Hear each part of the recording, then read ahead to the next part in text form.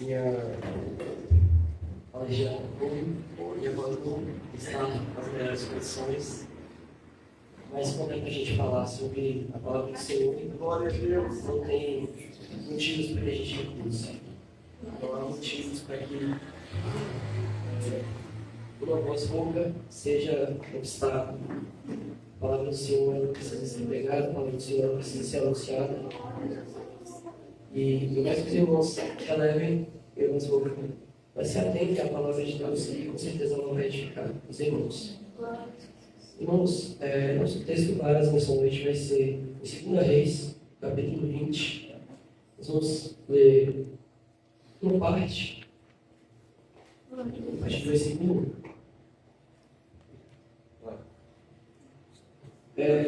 Por esse tempo, Ezequias ficou doente e estava para morrer.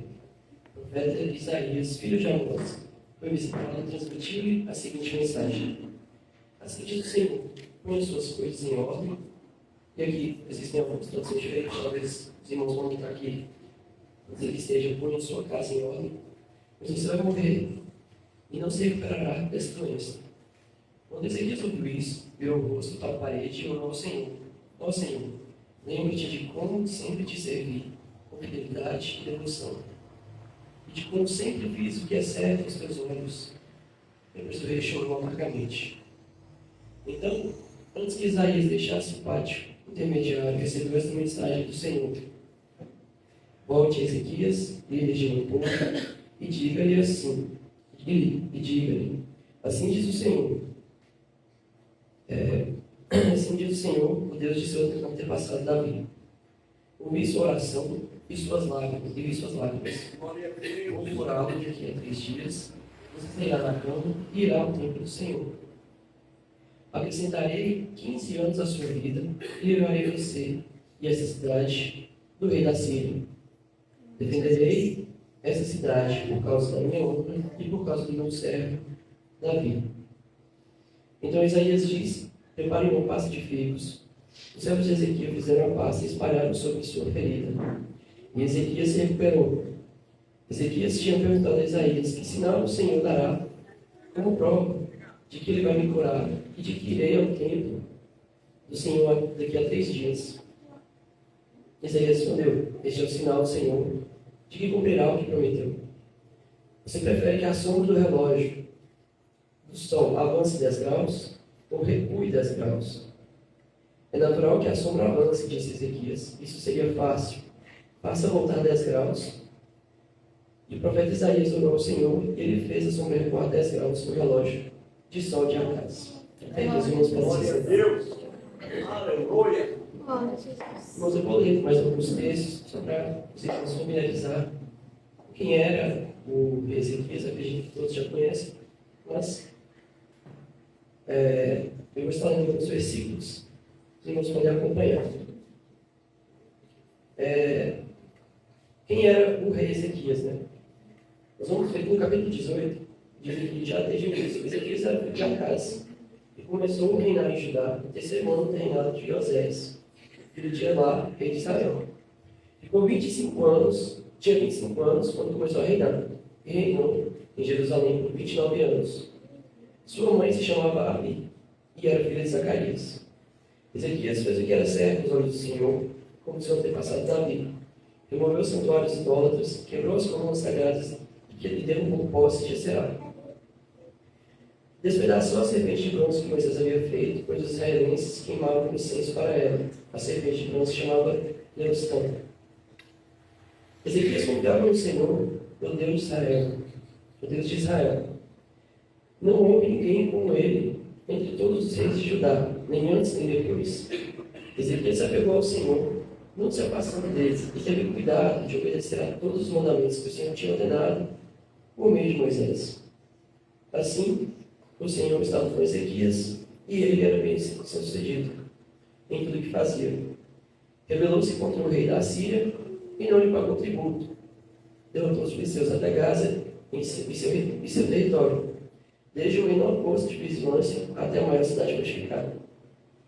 Saltando alguns versículos, indo para o versículo 13.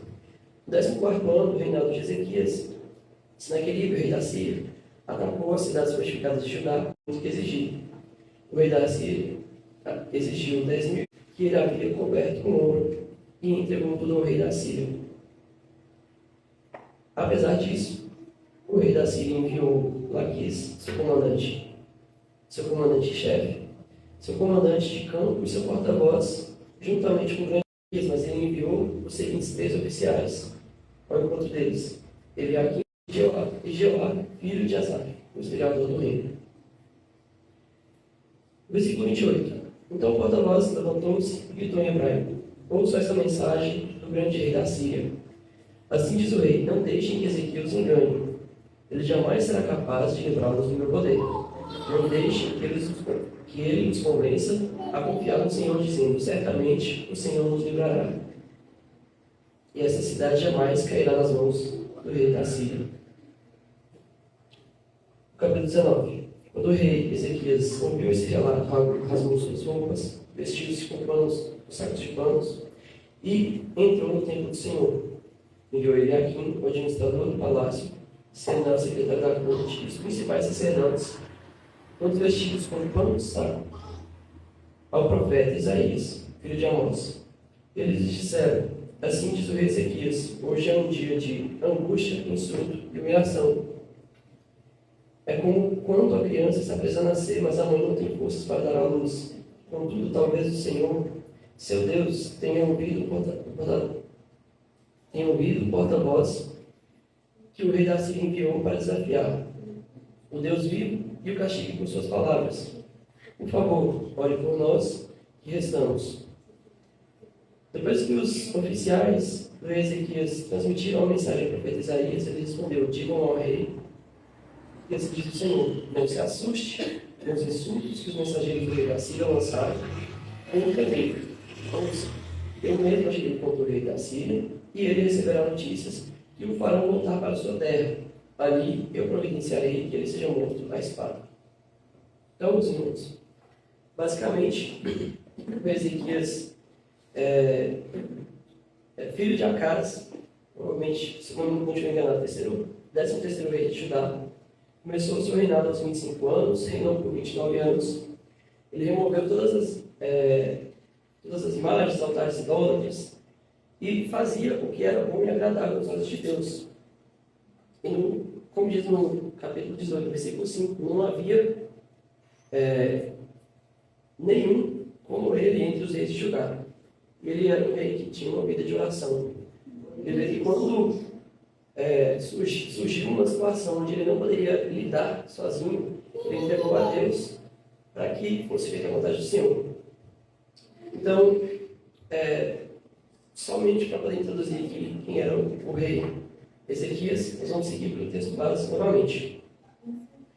Quando nós voltamos aqui para o capítulo 20, nós vamos ver aqui no primeiro versículo que o rei Ezequias ficou doente, estava prestes a morrer, e o profeta Isaías já prontamente transmitiu a mensagem do Senhor: ponha suas coisas em ordem, ponha sua casa em ordem, pois você vai morrer e não se recuperará dessa doença. Irmãos, eu já vou convidar os irmãos para refletir um pouco comigo aqui. Eu sei que a igreja é uma igreja de oração. Tudo que acontece aqui que foge das nossas mãos para que nós possamos resolver é sempre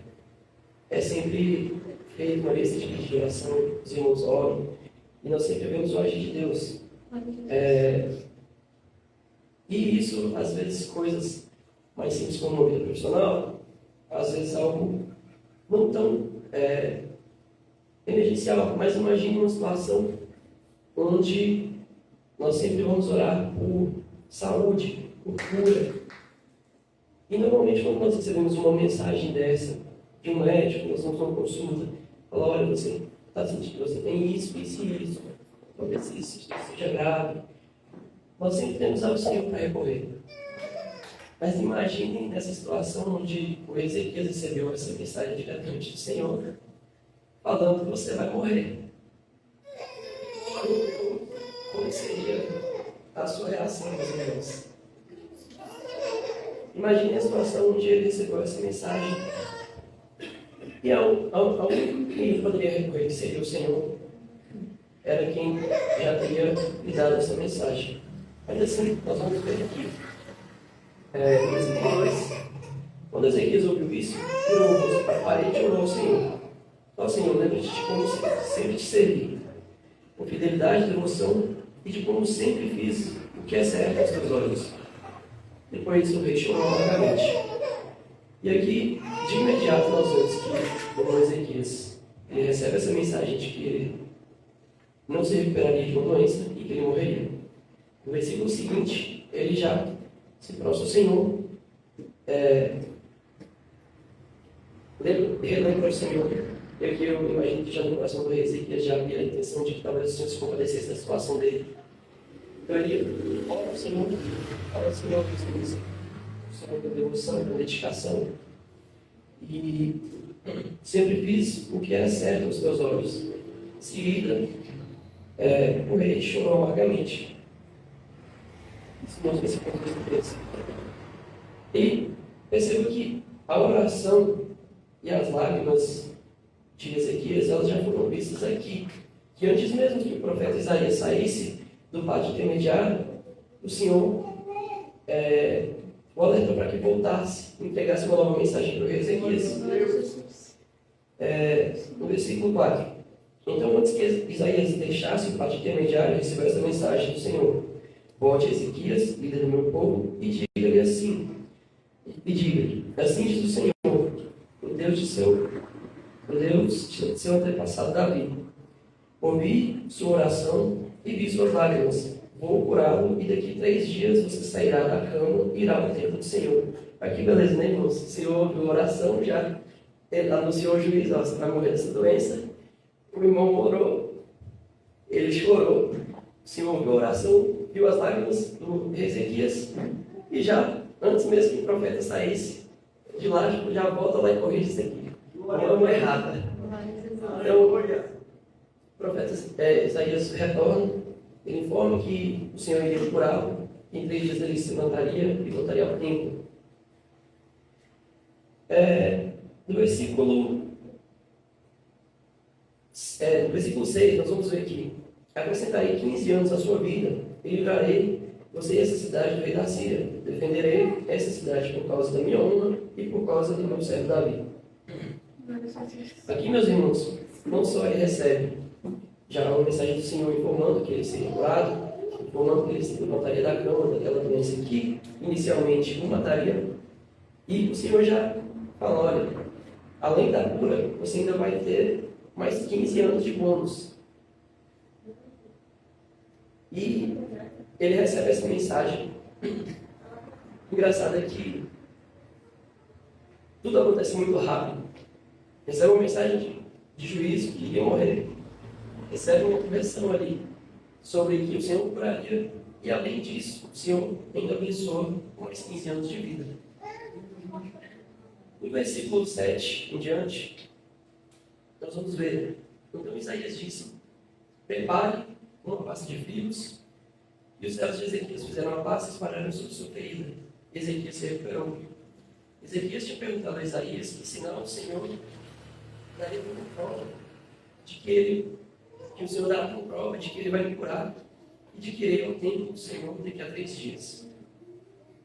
Então Isaías respondeu: esse é o sinal do Senhor, que cumprirá o que prometeu. Você prefere que a sombra do relógio do sol avance 10 graus ou recue 10 graus? É natural que a sombra avance, disse Ezequias. Isso seria muito fácil. Faça voltar 10 graus. O profeta Isaías orou ao Senhor. E ele fez a sombra recuar 10 graus no relógio do sol de Acás. Então, irmãos, Ezequias recebeu uma mensagem de juízo, recebeu uma mensagem de cura, recebeu mais 15 anos de bônus. Para ele, já tinha recebido todas as mensagens. O profeta Isaías já tinha entregado a mensagem para ele, a mensagem de Deus. Ele não contente, ele ainda quer saber o sinal que Deus enviaria para que ele pudesse comprovar a promessa que Deus estava fazendo. Glória a Deus. Ele fala, olha, a sombra adiantar, isso já vai acontecer naturalmente, como acontece todos os dias. Eu quero que volte. Eu acho um pouco de abuso isso aqui. Eu no lugar de Ezequias, eu receberia a bênção e ia glorificar a Deus. Eu não pediria mais nada. Mas ele pede para poder retroceder e ainda assim o Senhor cumpre, né? O Senhor faz com que a sombra retorne. Então nós vamos ver aqui do versículo 1 ao 3. A mensagem de juízo, a oração de Ezequias. Nós vamos ver do 4 ao 6 a mensagem de Deus sobre a cura, sobre os 15 anos que ele receberia. E no versículo 7, alguns nós vamos ver o milagre, né, que ele recebeu como cura, mas o sinal de que ele receberia esses 15 anos de bênção, de vida a mais. Nós vamos seguir aqui agora, meus irmãos, interessante texto. O versículo 12 diz aqui: pouco tempo depois, Merodach-Baladã, filho de Baladã, rei da Babilônia, enviou cartas e um presente para Ezequias, pois soube que o rei tinha estado muito doente.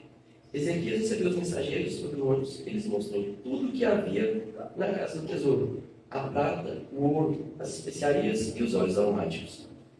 Também os levou para conhecer seu arsenal, e lhes mostrou tudo o que havia nos tesouros do rei. Não houve nada em seu palácio, nem em seu reino que Ezequias não lhes mostrasse. Então o profeta Isaías foi ver o rei Ezequias e lhe perguntou: o que esses homens queriam? De onde vieram? E Ezequias respondeu: vieram da Babilônia, uma terra distante. O que viram em seu palácio? Perguntou Isaías. Viram tudo, respondeu Ezequias. Eu lhes mostrei tudo o que possuo, todos os meus tesouros. Então Isaías disse a Ezequias: ouça a mensagem do Senhor.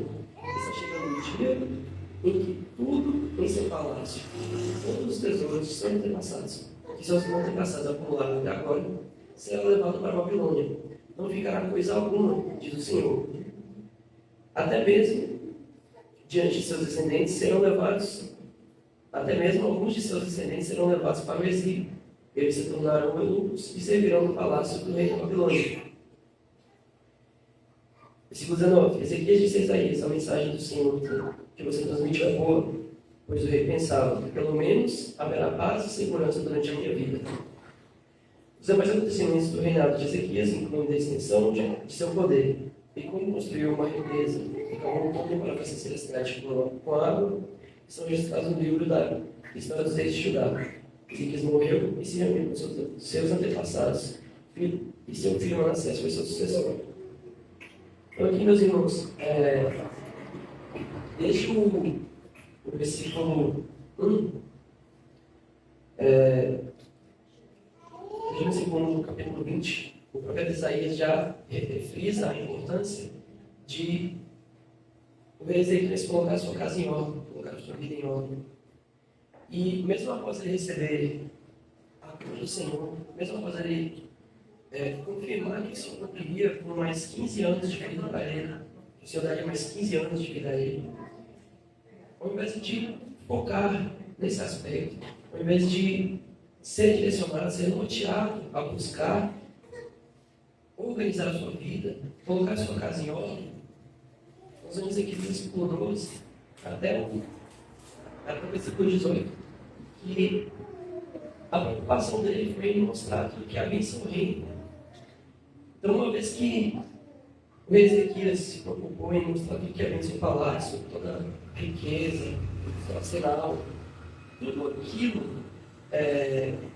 que não teria servidão alguma para o Senhor, que não teria ajudado em nada no que ele deveria fazer em cuidar da sua casa, em colocar a sua casa em ordem, ele fez.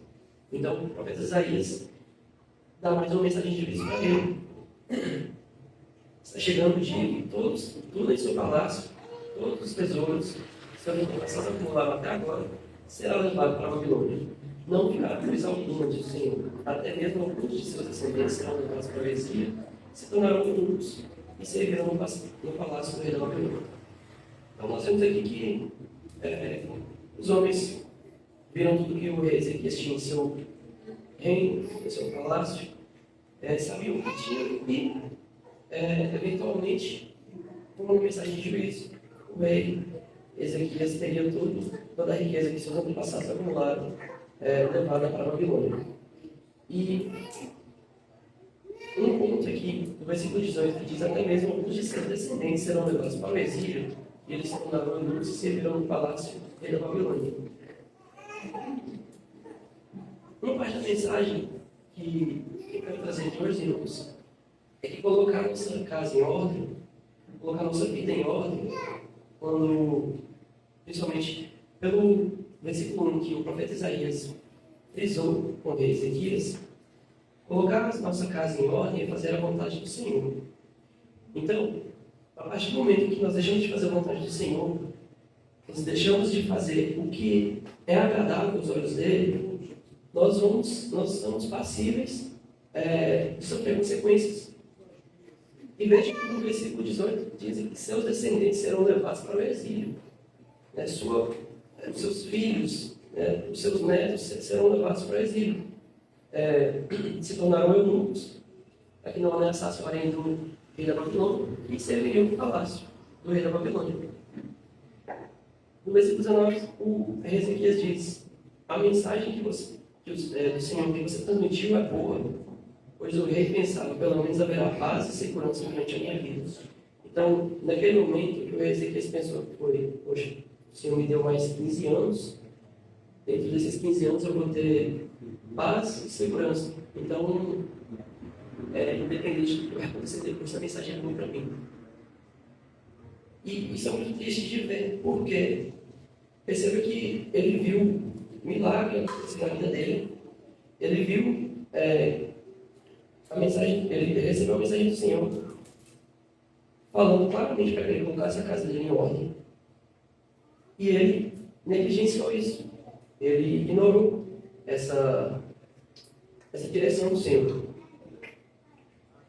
E nós vamos ver no capítulo seguinte, que as consequências da negligência de Ezequias, que ao não atender o pedido de Deus, que ao não obedecer a vontade do Senhor e colocar sua casa em ordem, as consequências que viriam depois seriam muito, mas muito devastadoras.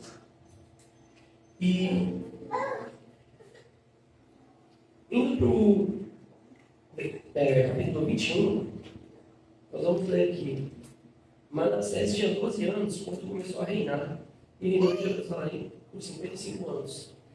De cara que nós já vamos entender que Manassés, tendo 12 anos, ele foi gerado dentre desses 15 anos que o rei Ezequias recebeu do Senhor. Normalmente, quando ele tinha uns 42, Manassés nasceu.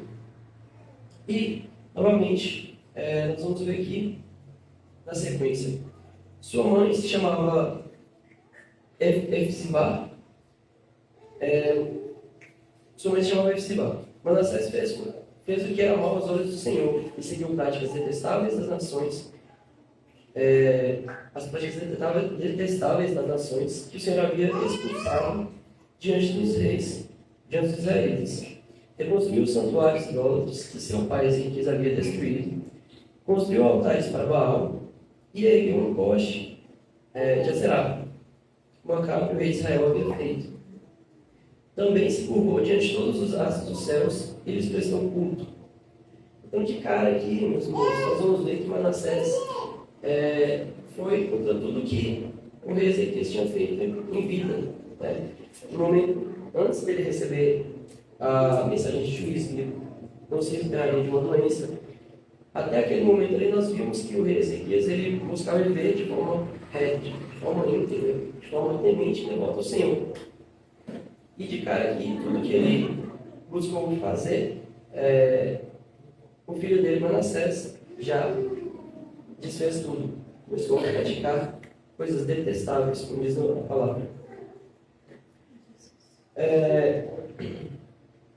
Dando sequência aqui, meus irmãos.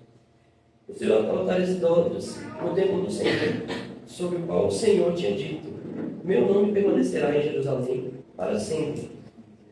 Nos dois pátios do templo do Senhor, construiu altares para os astros do céu, Manassés também sacrificou o seu filho no fogo para te compensar e adivinhação, e consultou médicos e praticantes do ocultismo.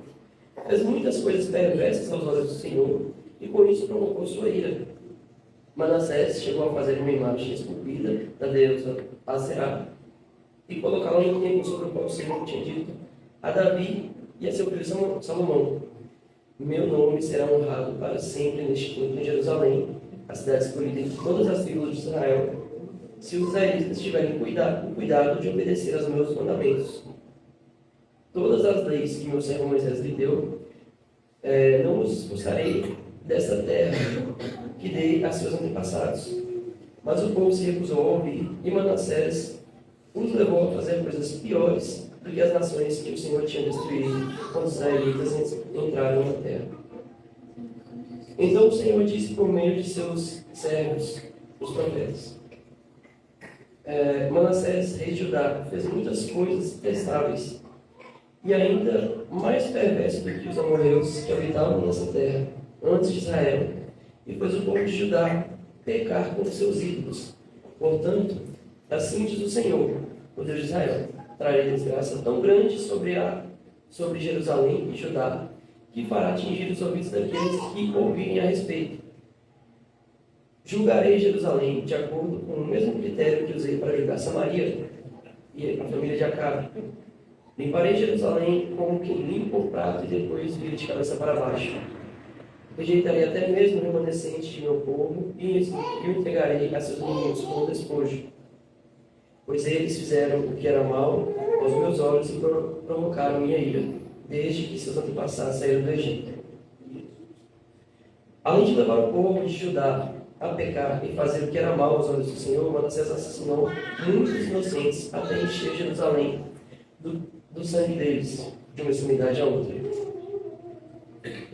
Meus irmãos, nós vamos ver que Manassés, de tudo que era a vontade do Senhor, ele fez tudo que ele poderia fazer para contrariar, ele fez. E por que eu quis fazer esse texto aqui, essa mensagem, irmãos? Se o rei Ezequias tivesse seguido o que o Senhor já tinha ordenado, para que ele colocasse ordem em sua casa e ensinasse o seu filho a ter temor a Deus, e ele tivesse ensinado que é certo que essas práticas eram detestáveis, eram coisas que o Senhor não se agradava, se ele tivesse feito a parte dele, em cuidar da sua casa, colocar sua casa em ordem, de educar o seu filho, cujo ele teve tempo para fazer isso. Ele, dentro dos 15 anos que ele recebeu, o seu filho, Manassés, nasceu até completar 12 anos de idade. Então ele teve tempo suficiente para poder ensinar. Então, meus irmãos, nós vamos ver que essa negligência do Ezequias trouxe consequências inimagináveis para ele naquela época. Ele não se preocupou em fazer a parte dele, ele não se preocupou em cumprir com o que Deus pediu. E quando nós vamos observar a oração que ele faz ao Senhor, e ele faz um apelo para que o Senhor lembrasse que ele serviu o Senhor com dedicação, que ele serviu o Senhor. Você lembra o Senhor como te servir, com fidelidade e devoção, e de como sempre fiz o que é certo aos seus olhos. Então, ele faz essa oração com um apelo, o Senhor demonstra misericórdia com o rei Ezequias. E por um lado, meus irmãos, a oração, ela é sim uma forma de conversarmos com Deus e de conseguirmos algo através da oração do Senhor. Nós vemos aqui que ele orou, ele fez um apelo ao Senhor, lembrando que ele sempre serviu com retidão, dedicação. E se por um lado nós oramos, esperando conseguir talvez algo do Senhor, como uma cura, um livramento, algo nesse aspecto também dentro da oração, é o meio pelo qual Deus também deveria conseguir algo de nós. E o profeta Isaías, ele cumpre com sua parte, ele dá a mensagem de juízo, depois dá a mensagem de cura.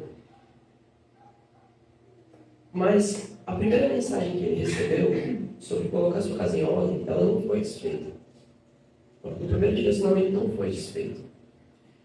E quando nós Pensando sobre isso, nós vemos isso aqui como uma história, algo que aconteceu, mas é algo que nós precisamos entender e como isso afeta na nossa vida, no nosso dia a dia.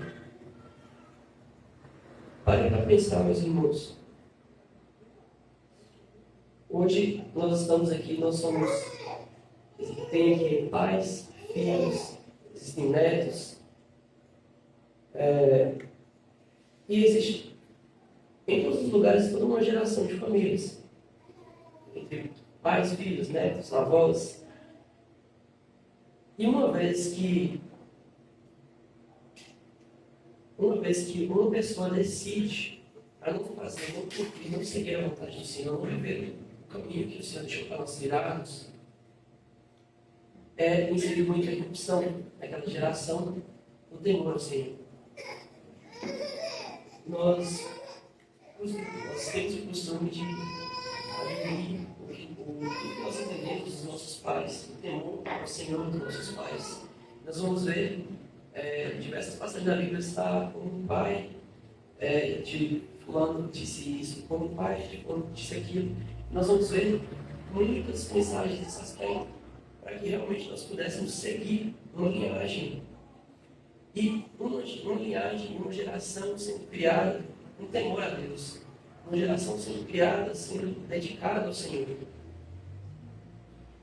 Nós vamos ver que o rei Ezequias ele não teve essa preocupação e isso fez com que Manassés crescesse uma pessoa sem temor.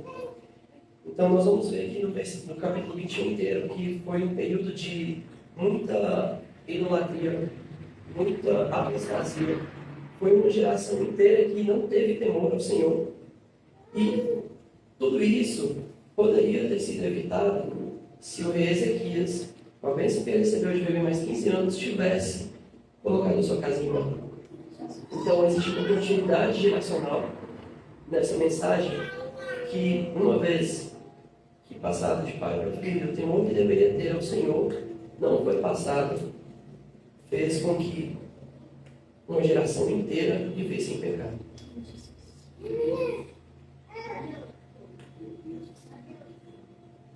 As consequências, meus irmãos, de não colocar a nossa casa em ordem, talvez não sejam visíveis para a gente.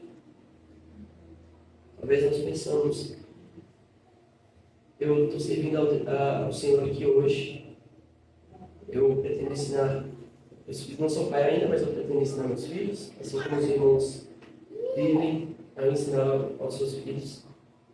Da mesma forma que eles, ao aprenderem, terão que passar para a geração futura. Então, meus irmãos, eu não gostaria de usar esse termo, mas é como se fosse um efeito dominó. Se nós ensinamos aos nossos filhos, aos pequenos, a temer ao Senhor, a viver o que o Senhor tem para nós, uma geração inteira, ela vai seguir os passos. Uma geração inteira vai seguir os passos temendo ao Senhor. Tem uma frase que eu ouvi, eu não sei de quem que é, mas diz que nós estamos a uma geração da apostasia, ou uma geração da extinção da nossa fé. Parafraseando o que o pastor Lucas já disse que muitas vezes o teatro é o mesmo, com alguns atores, mas a peça continua sendo a mesma. Então, nós estamos aqui hoje, nós estamos buscando entender mais a vontade do Senhor sobre as Escrituras, nós estamos buscando viver de forma agradável aos olhos do Senhor, fazendo o que é agradável aos olhos dele. Mas é necessário, é da nossa responsabilidade passar isso adiante. Não importa o quanto nós trabalharmos nesse aspecto, não é uma coisa meritocrática, não é uma coisa que nós vamos receber algo por isso. Não estou falando sobre meritocracia ou algo do tipo. Eu estou dizendo que nós temos essa responsabilidade. Nada que nós fizermos ao mais para que uma nova geração tenha vai fazer com que Deus nos ame mais, mas com certeza isso vai agradar o Senhor. A cada tentativa, a cada vez que você colocar isso em pauta, que você colocar isso na prática, você tira do papel e você vai buscar ensinar, pregar, E em todos os momentos que você puder falar sobre o Senhor, sobre a palavra dele, você vai estar agradando ele. Então, meus irmãos, colocar a nossa casa em ordem é fazer a vontade do Senhor. Colocar a nossa vida em ordem, a nossa vida espiritual, é fazer a vontade do Senhor. Você quer, nós já somos amados, mas se você quer agradar o Senhor, você precisa se virar a Ele com intuito, com dedicação. Você precisa fazer o que é agradável aos olhos dele.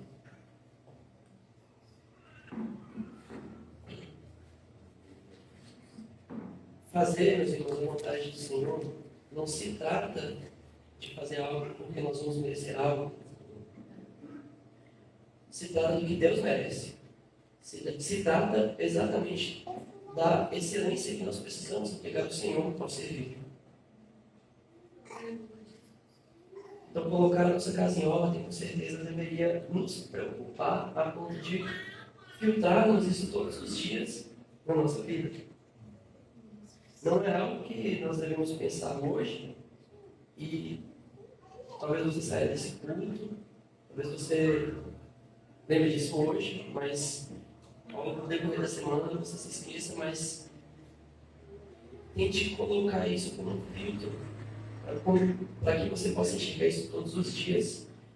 Você colocar a sua casa em ordem é essencial para que, através do seu exemplo, através da sua conduta, do seu testemunho, outros possam ver o Senhor.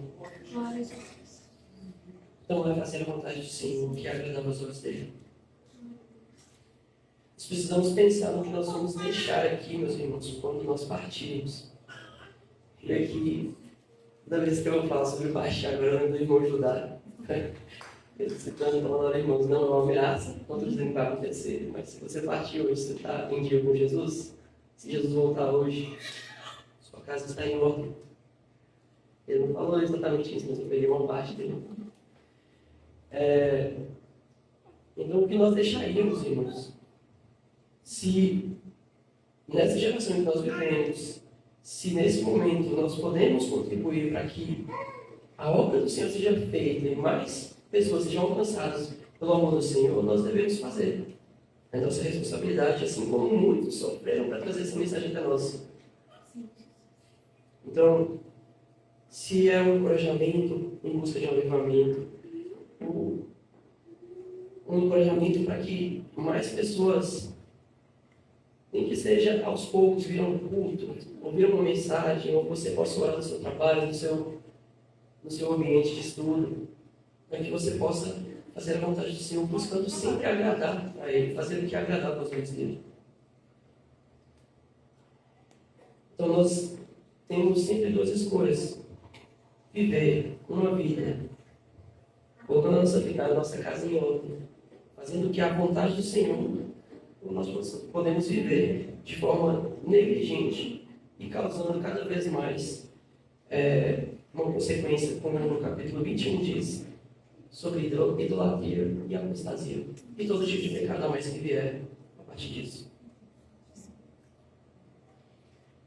Então, meus irmãos, veja que o Ezequias, ele falhou ao criar seu filho nos caminhos do Senhor.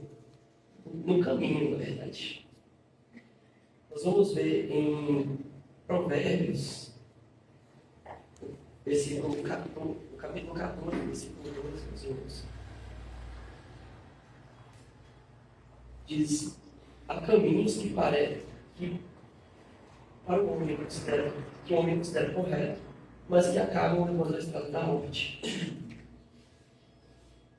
Então, imagine se o rei Ezequias, naquele momento em que ele estava vivendo de forma dedicada, se entregando verdadeiramente aquilo que poderia fazer o que é certo aos olhos de Deus, se ele tivesse morrido naquele momento, naqueles 15 anos que ele recebeu, ele poderia fazer mais pela sua casa, mais pelas gerações que viriam, mais para agradar o Senhor. Ele fez uma oração, fez um apelo ao Senhor. O Senhor se compadeceu, o Senhor demonstrou misericórdia, deu uns 15 anos a ele, mas foram 15 anos que geraram muitas consequências terríveis. E de um lado nós vamos ver que até o capítulo 19, quando nós olhamos para o Ezequias, nós vamos ver que ele foi um homem temente a Deus e que ele foi um instrumento de avivamento naquela época. Então ele derrubou altares idólatras e buscava fazer sempre o que era agradável aos olhos de Deus. E no outro lado, no capítulo 21, nós vamos ver que o seu filho Manassés, ele fez todo tipo de coisa errada, todo tipo de pecado, levou pessoas a pecar, ele matou inocentes. Foi a época que mais gerou idolatria e apostasia. Então, meus irmãos, se naquele momento o Ezequias tivesse orado e agradecido ao Senhor por aqueles anos que ele viveu, que ele reinou, e talvez ele tivesse feito esse apelo, mas se ele fizesse como a oração que Jesus fez no Getsemane, em Lucas 22, versículo 42, nós vamos ver isso. Afastou-se de uma distância, como de arremesso de uma pedra, ajoelhou-se e orou: Pai, se queres, afasta de mim esse cálice. Contudo, seja feita a tua vontade, não a minha. Ele poderia ter orado ao Senhor, feito esse apelo, e talvez, se eu tivesse dito assim ao Senhor: se isso não for agradável aos teus olhos, que não se cumpra, que a minha vontade de viver mais não seja atendida. Isso evitaria muitos pecados por geração inteira. Glória a Deus! No Salmo 103, se ele vivesse o que dizia, são os primeiros versículos: todo o meu ser louva ao Senhor, que eu jamais me esqueça de suas bênçãos. Ele perdoa todos os meus pecados e cura todas as minhas doenças. Ele me resgata da morte e me coroa de amor e misericórdia. Vivendo somente esses 3 versículos, irmãos, lembrando diariamente que o Senhor é quem perdoa os nossos pecados, quem cura nossas doenças, nossas enfermidades. Ele que me resgata da morte e me coroa de amor e misericórdia. Então, talvez se ele tivesse tido um pouco mais de temor, talvez se ele tivesse tido um pouco mais de temor para somente agradecer ao Senhor esses 15 anos que ele recebeu, talvez ele tivesse recebido e pudesse fazer algo que fosse produtivo, que fosse agradável ao Senhor. Mas infelizmente não foi assim. E, infelizmente, o capítulo 21 diz muito de coisas que acontecem hoje, que vivemos paralelamente. Coisas que estão acontecendo que nós não imaginamos, pecados que acontecem que nós não sequer conseguimos compreender.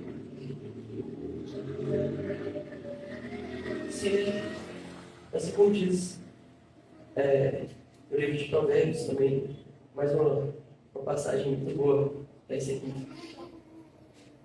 Provérbios, no capítulo 22, versículo 6 diz: ensine seus filhos no caminho certo, mesmo quando envelhecerem, não se desviarão dele.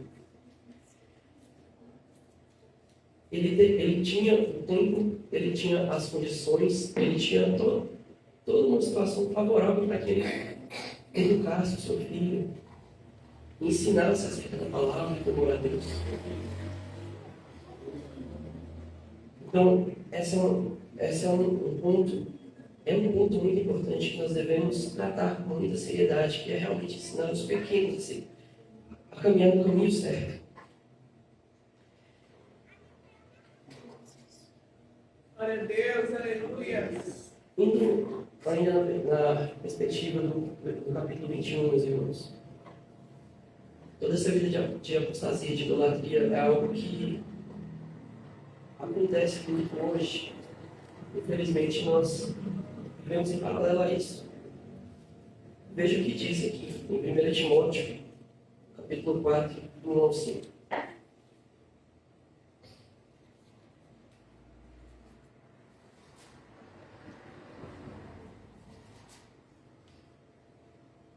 O Espírito afirma claramente que nos últimos tempos, alguns se desviaram da fé, dando ouvidos a espíritos enganadores e ensinamentos de demônios, e permitindo que os hipócritas e mentirosos cuja consciência está morta. Tais pessoas afirmam que é errado se casar e proíbem que se comam certos alimentos que Deus criou para serem recebidos com ação de graças pelos que são fiéis e conhecedores da verdade. Por tudo que Deus fez é bom, não devemos. Porque tudo que Deus fez é bom, não devemos rejeitar nada, mas a tudo receber com ação de graças, pois sabemos que se torna aceitável pela palavra de Deus, pela oração. Então, sequência, meus irmãos, no 2 Timóteo, capítulo 3, versículo 5. Sabe que nos últimos dias haverá tempos difíceis, porque as pessoas só amam a si mesmas, seu dinheiro, serão arrogantes e orgulhosos, zombarão de Deus, desobedecerão a seus pais, serão ingratos e profanos, não terão afeição nem perdoarão, caluniarão outros e não terão autocontrole, serão cruéis e odiarão o que é bom, trairão os amigos, serão imprudentes e cheios de si, e amarão os prazeres, em vez de amar a Deus. Serão religiosos na aparência, mas rejeitarão o poder capaz de lhes dar verdadeira devoção. Fique longe de gente assim. Capítulo, versículo 14. Vocês, porém, devem permanecer fiel àquilo que foi ensinado. Sabe que é a verdade, pois conhece aqueles de quem aprendeu. Desde a infância lhe foram ensinadas sagradas escrituras e lhe deram sabedoria para receber a salvação que veio pela fé de Cristo Jesus. Toda a escritura é inspirada por Deus e útil para nos ensinar o que é verdadeiro e para nos fazer receber o que não está e para nos fazer perceber o que não está em ordem na nossa vida. Ela nos corrige quando erramos e nos ensina a fazer o que é certo. Deus a usa para preparar e capacitar todo o povo para toda boa obra. Eu lhe digo solenemente, a presença de Deus e de Cristo Jesus, que um dia julgará os vivos e os mortos quando ele vier para estabelecer seu reino. Pregue a palavra, esteja preparado. Quer a ocasião seja favorável, quer não. Corrija, repreenda, encoraje, com paciência e bom ensino. Pois virá o tempo em que as pessoas já não estudarão o verdadeiro ensino, seguirão os próprios desejos e buscarão mestres que lhe digam apenas aquilo que lhes agrada aos seus ouvidos. Rejeitarão a verdade e correrão atrás de mitos. Você, porém, deve manter sobriedade em todas as situações. Não tenha medo de sofrer. Trabalhe para anunciar as boas novas e realize todo o ministério que lhe foi confiado. Até aqui, meus irmãos. Irmãos, a mensagem que eu queria trazer hoje, através desses versículos, através dessas passagens, é que nós não podemos brincar com a nossa vida com Deus.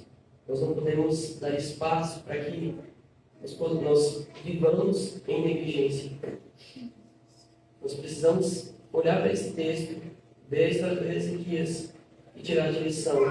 Entender que nós precisamos colocar a nossa casa em ordem. Se te ajuda, meus irmãos, você pode começar a se perguntar diariamente: se Jesus voltar hoje, a minha casa está em ordem? A sua família está vivendo segundo a vontade do Senhor? Então, meus irmãos, nós não podemos brincar com algo tão sério, tão importante nas nossas vidas. O amor demonstrado por Deus, por Ezequias aqui, é o mesmo amor que Ele tem por cada um de nós, por cada um de vocês aqui. Nós vamos aprender a colocar a nossa casa em ordem, sempre com a oração que Jesus fez no Getsemane, com que seja feita a tua vontade, Senhor. Se em todo momento em que eu pensar em algo, em que eu achar que algo é bom, mas não for a vontade do Senhor, que o Senhor tire de nós. Curva a sua cabeça, por favor, meus irmãos. Pai amado, Deus Santo, soberano Pai, Rei.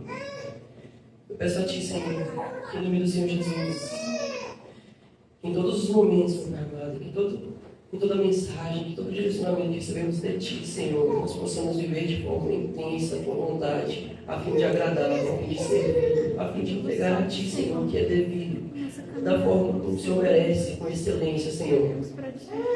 Pai, nós pedimos a Ti, em nome do Senhor Jesus, que o Senhor venha nos usar, Senhor, para que toda geração de Pai amado possa aprender a palavra, possa entender o verdadeiro amor, possa entender o amor daquele que nos amou primeiro, possa entender, Pai amado, em nome do Senhor Jesus, a urgência que nós temos de buscar a Ti, de não negligenciarmos a Tua vontade, de não nos desviarmos do caminho, mas seguirmos de forma reta e íntegra temente a Ti, Senhor. Pai, nós pedimos a Ti que em nome do Senhor Jesus nós possamos, Pai amado, viver de forma agradável a Ti, Senhor. Nós sabemos que somos amados, mas nós queremos ir além disso, queremos ser agradáveis a Ti, Senhor.